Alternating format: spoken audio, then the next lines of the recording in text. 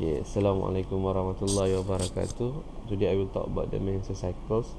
So menstrual cycles is the cycle is a normal is a 28 plus minus 7 day, and then the flow is a 4 plus minus 2 days, and the average blood loss is about 20 to 60 mils per day.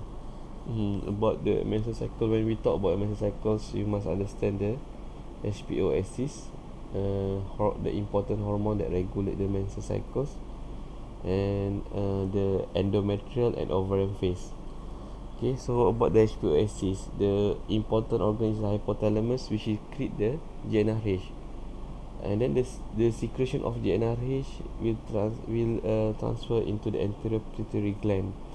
After the GnRH came to the anterior pituitary glands, it will stimulate the gonadotropic cells in the anterior pituitary gland to produce the gonadotropin. So the gonadotropin will two types of gonadotropin: follicular stimulating hormone and luteinizing hormone.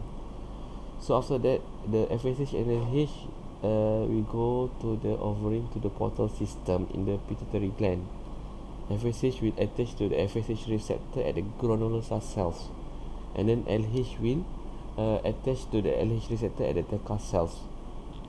So FSH high during the when we talk is about the ovarian phase. FSH high during the follicular phase, because the FSH help the development of follicular primordial the development of follicles. So, and then LH will high during the ovulation, before the ovulation, in the late of follicular phase, to LH surge. Right, LH surge is high because of the help by the estrogen. Okay, right.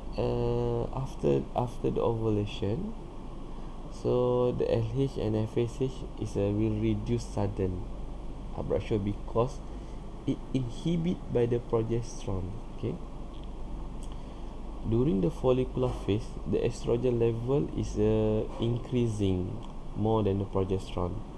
Okay, after the ovulation, the progesterone higher at progesterone higher than estrogen, because progesterone is produced by the corpus luteum cells. Alright, okay, it peak during the mid luteal phase. Right, okay, so that's why we take the day 21 progesterone to make sure that the ovulation happen. Right, okay. So about the endometrium phase. So endometrium phase, it maintained by the estrogen during the first proliferation endometrial phase. Before we talk the endometrial phase, you must understand about the endometrial layer. There is a two layer, bacillus and functional layer. Bacillus layer actually not significantly effect during the menstrual cycles, and then the functional layer, that's the main effect during the menstrual cycles. About the functional layer, there is a two compartment you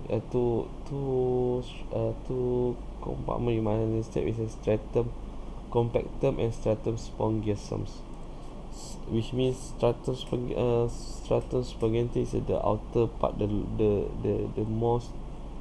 When we draw about stratum compactum is yang the more outer, the more in outer, opposed to the lumen of uterus. Okay, and the stratum spongiosum is the inside one. Okay, alright. The proliferation of functional layer, it influenced by estrogen.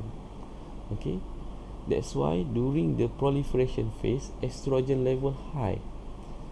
So after that, when it go to the secretory phase, the endometrium layer, it maintain and increase maintain by the progesterone, under progesterone influence during the secretory phase. And then sudden after the corpus luteum, if the absence of fertilization, So the corpus luteum will become the corpus albicans. So after the corpus luteum become corpus albicans, there is sudden drop of progesterone level, and then estrogen level also. So at the same time, the endometrial tissue will become ischemic, and then the menses happen. Okay. So right, if the implantation happen, if the fertilization happen, so what happen, the corpus luteum will maintain by HCG, which produced by CC2 trophoblast.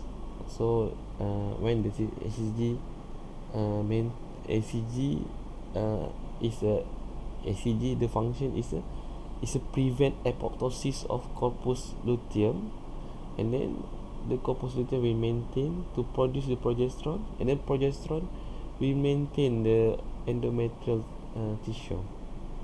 Right. That's all. Sorry if my English. Sorry if any mistake. Alright. Thank you to watch my video. Okay. See you. Assalamualaikum.